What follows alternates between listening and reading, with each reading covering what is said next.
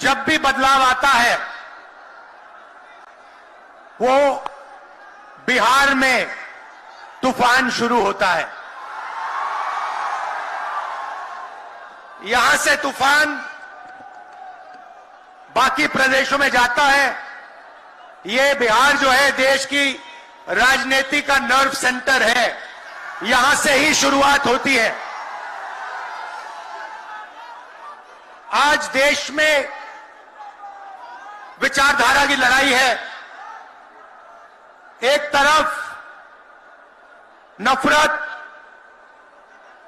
हिंसा, अहंकार और दूसरी तरफ मोहब्बत, भाईचारा और एक दूसरे की इज्जत। जैसे मैंने यात्रा में कहा, अगर आप गठबंधन को समझना चाहते हो, एक लाइन में समझा जा सकता है,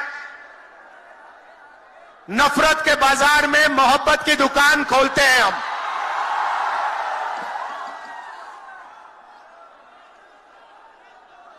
इस देश में नफरत क्यों फैल रही है?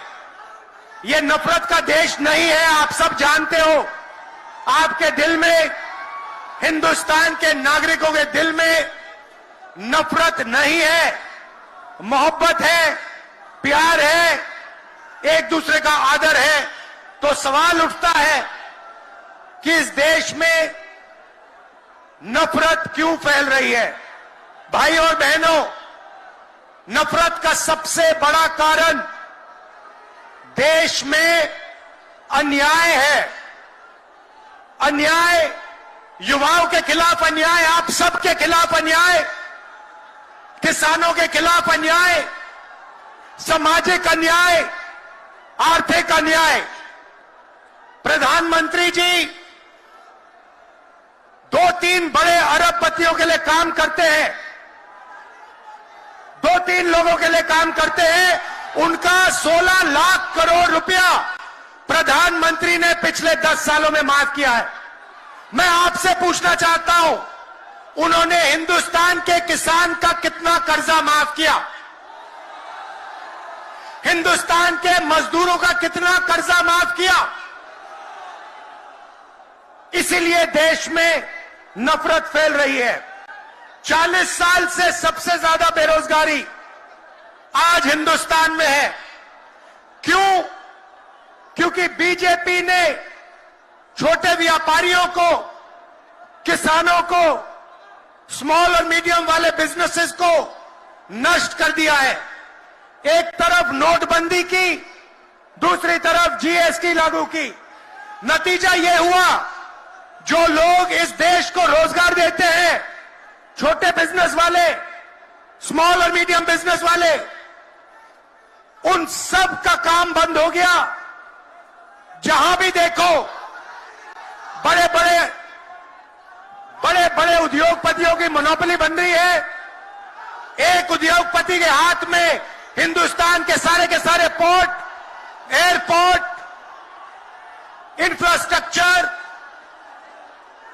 डिफेंस की इंडस्ट्री, सारी की सारी नरेंद्र मोदी जी ने एक उद्योगपति को पकड़ा दी। आप लोगों के लिए इस देश में कुछ नहीं बचा है। मैं आपसे सवाल पूछना चाहता हूं, इस देश में पिछड़ी जात के कितने लोग हैं? कितनी आबादी है पिछड़ी जात की? 50%। 50%। दलितों की कितनी आबादी है? 15%। आदिवासियों की कितनी आबादी है? 8%। कितनी बनती है भाई? कितनी होती है? 73% अब देखिए 73% में से हिंदुस्तान की सबसे बड़ी कंपनियों में उनकी मालिकों की लिस्ट निकालिए। आपको एक व्यक्ति नहीं मिलेगा 73% वाला।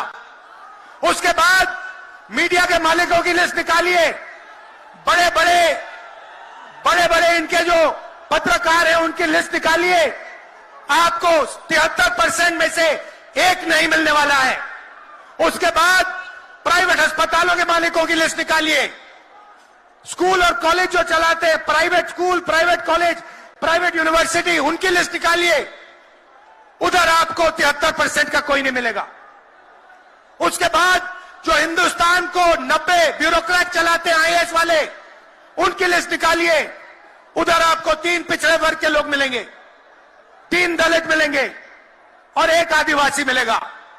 और अगर हिंदुस्तान की सरकार 100 रुपए खर्च करती है, बजट में अगर 100 रुपए खर्च होते हैं तो 73% की 6% की 6 रुपए की भागीदारी बनती है। तो ये जो 73% है और उसमें अगर आप जोड़ना चाहते हो तो गरीब जनरल कास्ट के लोगों को भी जोड़ लो। इनके लिए इस देश में कोई रास्ता नहीं।